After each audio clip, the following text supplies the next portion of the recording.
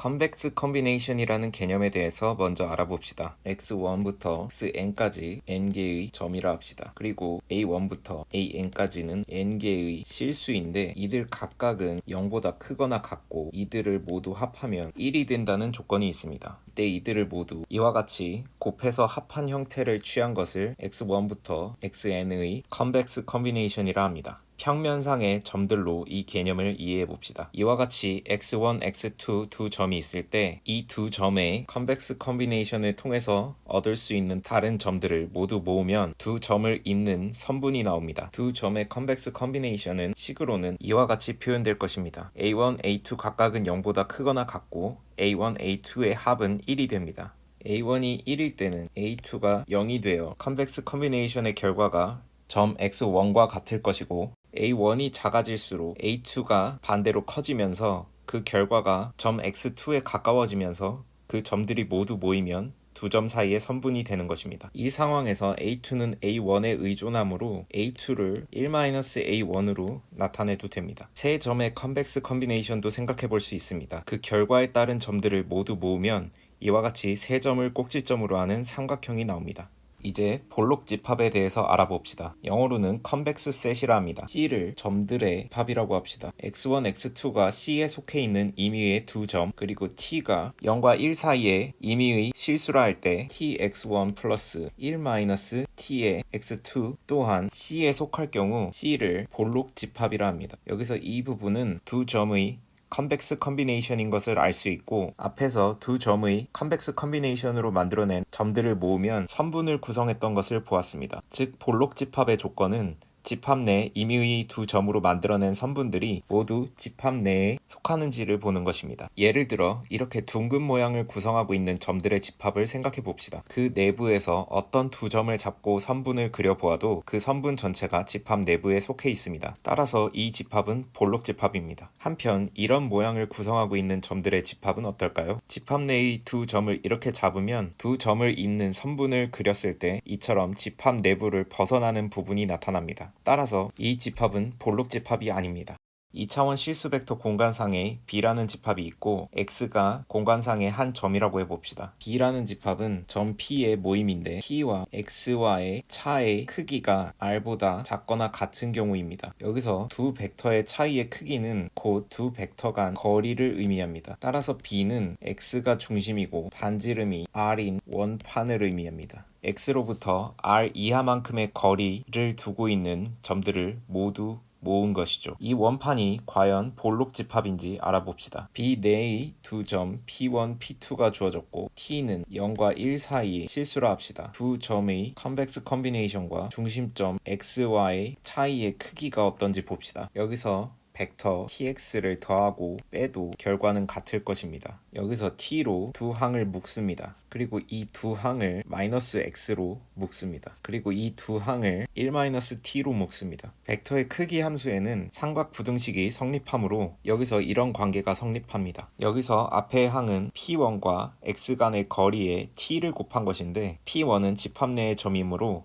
중심점과의 거리가 r보다 작거나 같습니다. 따라서 이 부분은 tr보다 작거나 같습니다. 뒤의 항은 P2와 X 간 거리에 1-t를 곱한 것인데 P2 역시 집합 내의 점이므로 같은 이유로 이 부분은 1-t 곱하기 r보다 작거나 같습니다. 둘의 합은 r입니다. 이는 P1과 P2의 컨벡스 컨비네이션으로 만들어낸 점, 이를 y라 할 때 y가 중심점 x와의 거리가 r 이하라는 뜻이고 그러면 y는 집합 내 점이 됩니다. 이는 임의의 P1, P2에 의해서 만들어지는 선분이 모두 집합 내에 속한다는 뜻입니다. 따라서 B는 볼록 집합입니다. X에서 Y로의 함수 F가 있는데 정의역 X가 볼록 집합이라 합시다. 정의역에서 임의의 두 점을 잡고 T가 0과 1 사이에 실수라 했을 때 T에 의한 X1과 X2의 컨벡스 컨비네이션을 함수에 입력했을 때 그 결과값이 각 점에 대한 함수의 출력을 동일한 T에 의해 컨벡스 컨비네이션 했을 때의 결과값보다 작거나 같다면 F를 컨벡스 펑션, 볼록 함수라 합니다. 이 상황을 함수의 그래프로 파악해 봅시다. 정의역의 위의 두 지점 x1, x2에 대응하는 함수의 그래프 위의 두 점을 이렇게 생각하고 위 부등식의 우변에서 t 값에 따라서 달라지는 점의 위치를 모두 모으면 이런 선분이 그려질 것입니다. 0부터 1 사이에 t 값이 하나 주어지면 그에 따라 x1과 x2의 컨벡스 컨비네이션을 통해서 x'이라는 중간 위치를 잡을 수 있을 텐데 여기서 x축에 수직인 선을 그었을 때 그래프와 만나는 지점이 부등식의 좌변에 해당하고 선분에 만나는 지점이 부등식의 우변에 해당합니다. 볼록 함수의 부등식 조건에 따르면 함수의 그래프는 두 점을 이은 선분보다 항상 아래에 있습니다.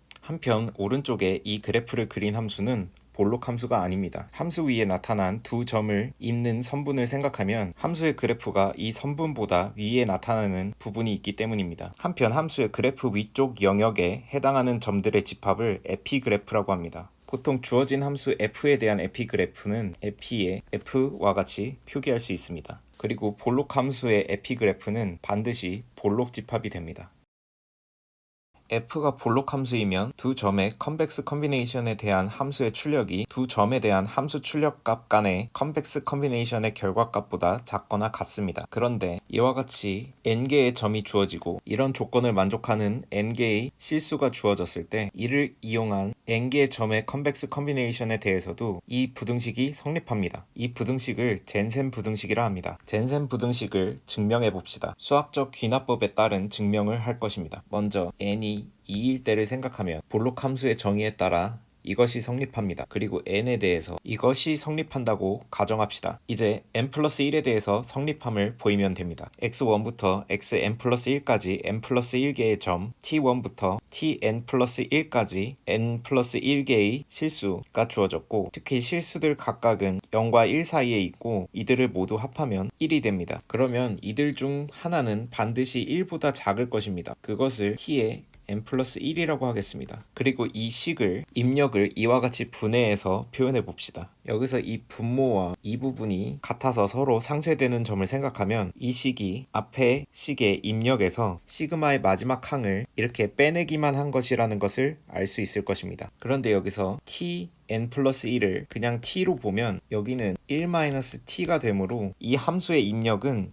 n이 2인 경우에 컨벡스 컨비네이션 형태라는 것을 알 수 있습니다. 따라서 n이 2인 경우에 성립하는 부등식에 따라서 이런 관계가 성립합니다. 여기서 첫 번째 항의 함수 입력 부분에 이 시그마에 대해서 주목합시다. 이것의 합은 결국 1입니다. 시그마 기호를 풀면 분자는 t1부터 tn까지의 합인데 원래 t1부터 tn 플러스 1까지의 합이 1이었습니다. 그러므로 이 부분은 1-t의 n 플러스 1인데 이것이 분모와 같습니다. 그러므로 1이 됩니다. 따라서 이 부분은 n개 점들의 컨벡스 컨비네이션을 입력받은 것이고 n개인 경우에 이 부등식이 성립한다는 가정에 따라서 이 관계가 성립합니다. 따라서 위 부등식의 우변에서 이 부분을 이것으로 대체해도 그 관계는 달라지지 않습니다. 결과적으로 최초의 이 식은 이 우변보다 작거나 같다고 말할 수 있습니다. 그런데 이 우변의 내용을 보면 결국 이것이 i가 1부터 n 플러스 1까지 ti와 fxi를 곱해서 합한 형태라는 것을 알 수 있습니다. 이것으로 n 플러스 1인 경우에도 주어진 부등식이 성립함을 보였습니다. 따라서 f가 볼록 함수인 경우 모든 n에 대해서 이 젠센 부등식은 성립합니다.